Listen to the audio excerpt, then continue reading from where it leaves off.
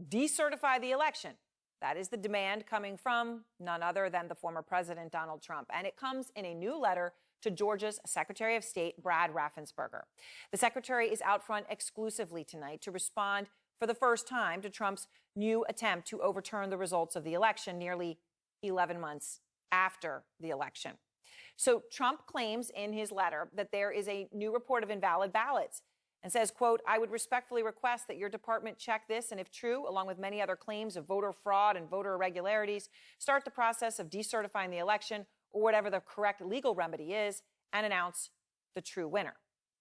Now, I just want to be clear that that letter was sent 3 days ago. The election, of course, was 321 days ago. The election results have been certified and audited again and again, and the true winner is still Joe Biden. Trump did not win 321 days ago in Georgia, and there has been zero evidence since to change that. In fact, in Georgia, just the state of Georgia alone, they have performed 3 recounts and numerous investigations. So not only is the letter baseless, but it again shows that Trump doesn't care at all about the rule of law. In fact, he refers to Joe Biden as an illegitimate president. Now, there is already an ongoing criminal investigation into Trump's earlier attempts to pressure Raffensperger to overturn the election. If you don't remember why, you may want to refresh your memory, because it's partly because of this call that Trump made to Raffensperger on January 2nd while Trump was still president. All I want to do is this. I just want to find 11,780 votes, which is one more than we have, because we won the state. No, he did not win the state. Up front now, the Republican Secretary of State of Georgia, Brad Raffensperger, who is also the author of an upcoming book about the election and what he went through in standing up to Trump for the facts on the vote. And his book is called Integrity Counts. So, Secretary Raffensperger, I appreciate your time talking to you about this. This is the first time you're commenting on this new letter from the president, which he refers to Joe Biden as an illegitimate president. What was your initial reaction when you read the letter? Well, good evening, Aaron. Thanks for having me. Well, I'm a lifelong Republican. But at the end of the day, I have to always put, my duty to the Constitution and to our country above all. At the end of the day, we've done audits, we've done investigations, and some of those are still ongoing, so I can't comment on those. But Vice President Biden did carry the state of Georgia. So let me ask you about the timing here. You got this letter 3 days ago. The election was 321 days ago. Were you, even given what he said to you on the phone, even given the things he said before, were you surprised to receive this letter 3 days ago? I think at some level, he must know that he did lose the election because his advisors, his lawyers told him that he lost the election. In fact, books are coming out that told him where the polling was coming into the election. But people use elections and this narrative to really disrupt and destroy confidence in the election process. Like you said, we've done 3 counts on this. The initial count, 100% hand recount, and then did a final scan count. And all 3 results were very close. And at the end of the day, President Trump came up short in Georgia. We checked and ran the trap lines on every allegation that was made. I wrote a 10-page letter to Congress, and I've highlighted all of that in my upcoming book.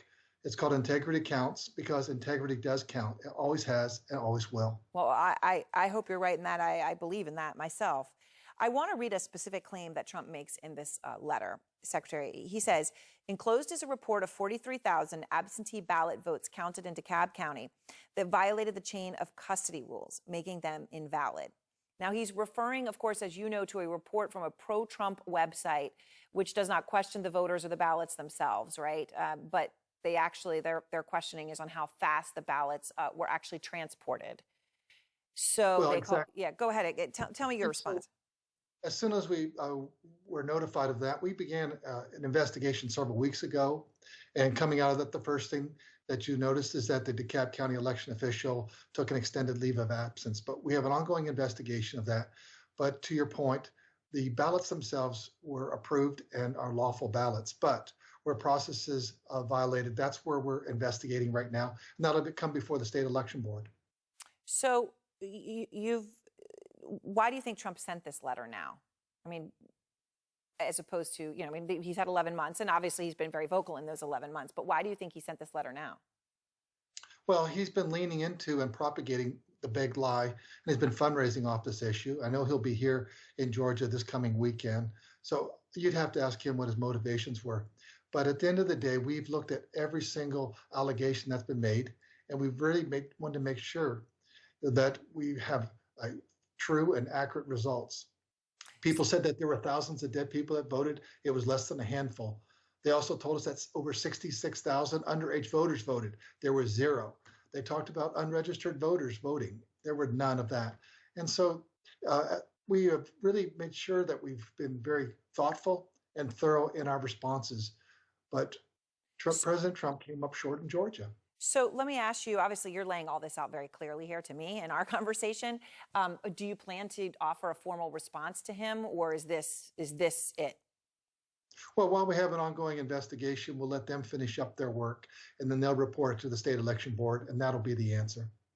So I want to ask you something else. You talk about integrity counts, and you've been very clear about that, and you have stood up courageously to the president when others would not, certainly not publicly. But you did say recently you wouldn't comply if the January 6th Congressional Committee subpoenas you. And obviously January 6th is related to the president, the former president, and the big lie.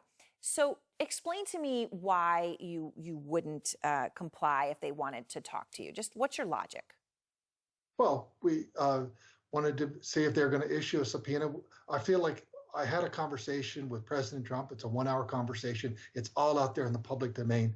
We really right now are focused on implementing all the election law changes that we had with SB 202. We have a lot of elections this fall with our municipal elections. We have work to do here. And so if this is just going to be a sideshow up in Washington, we really want to be focused on what we need to do here in Georgia.